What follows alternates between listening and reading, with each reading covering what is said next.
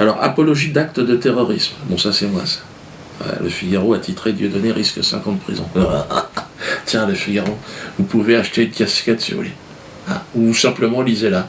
Ça vous concerne aussi. Hein. Il y a un TF1 qui a dit, il résume ma vidéo en disant pour Dieudonné, décapité, c'est le progrès.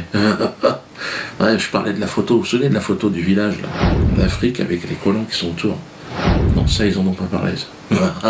Ouais, ils s'en foutent. En tout cas, sur RMC, ça a généré un débat, dis donc.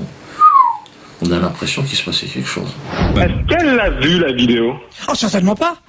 Vous l'avez pas vu? Moi, je suis désolé. Comment vous pouvez vous permettre de juger des gens sans avoir vu le contenu de ce dont vous parlez? Je vais vous expliquer. Alors, puisque vous n'avez pas vu la vidéo, moi, je vais vous apporter cette information puisque vous ne l'avez pas. Je vous explique. En gros, c'est un parallèle ironique. C'est un parallèle ironique qui fait sur cette décapitation. Les nombreuses personnes qui ont vu cette vidéo, donc toutes ces personnes-là, sont soit antisémites, débiles. Donc moi, je suis débile. Donc, en gros, encore une fois, en direct à la radio, vous m'insultez de débile. Moi, je vais vous dire une chose, c'est vous, les débiles dans l'histoire, parce que vous faites exprès de relayer des informations qui vous conviennent, vous. Il devrait avoir honte, et vous devriez avoir honte de regarder ce genre de choses. Je pense que, en fait, c'est vous qui êtes vraiment endoctriné, et surtout par la politique de votre radio qui est... C'est ça. Écoutez, je suis... Je pense que de vous... On est des sionistes. Oh putain, les mecs, c'est extraordinaire. C'est incroyable comment je les énerve. Même moi, ça m'étonne. Quand je les entends, ils sont hystériques, les gars. Ils discutent même plus. Non. Même pas vu le sketch, mais non. Non, Dieudonné. Mais bon, il y a toute une catégorie de gens, des gens qui se prétendent journalistes ou spécialistes. Rudi Reichstadt, par exemple. Je ne connaissais pas, lui. Mais c'est une sorte de conspirationniste complètement hystérique. On l'a entendu sur France Info. Alors lui, c'est un obsédé du complot islamiste mondial.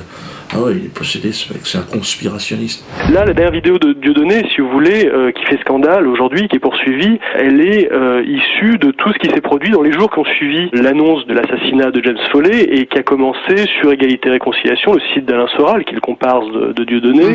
Puis, elle a incubé effectivement sur tous ces sites qui sont liés entre eux. Je pense, je vais pas vous citer, mais le site de Joe Le Corbeau, le Libre Penseur, ça, qui sont des gens qui se reconnaissent dans cette mouvance dite de la dissidence, qui ont reçu des quenelles d'or de la part de Dieudonné et qui travaillent ensemble, qui sont unis, si vous voulez, par une commune foi dans le grand complot mondial, alors judéo-maçonnique, américano-sioniste, voilà, appelons-le comme on veut.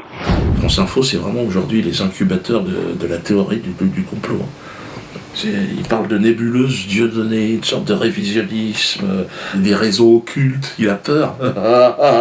Mais détends-toi, mec, il est complètement paranoïaque, il voit des nazis partout et tout. Il dit, pour lui, il y a des complots, il a peur, il est... J'aurais envie de lui dire, calme-toi, il a remis des quenelles, et pour lui, il est là, il remet des quenelles. Pour lui, c'est comme un rituel satanique, toi. Non, putain, moi j'aurais envie de lui dire, Rachid, calme-toi. Tu vois des complots partout, mais détends-toi, on est en France. Tu as la chance de vivre dans un pays où on peut parler à peu près librement. À peu près, je suis bien placé pour t'en parler. Donc, déjà, contente-toi de ça, c'est déjà bien. Pourquoi tu vois le mal partout? Regarde-toi dans une glace, ce sera déjà pas mal. Hein, la liberté des autres, c'est important aussi, Rudi Reichstadt. T'as un joli nom, pourtant, c'est quoi cette histoire?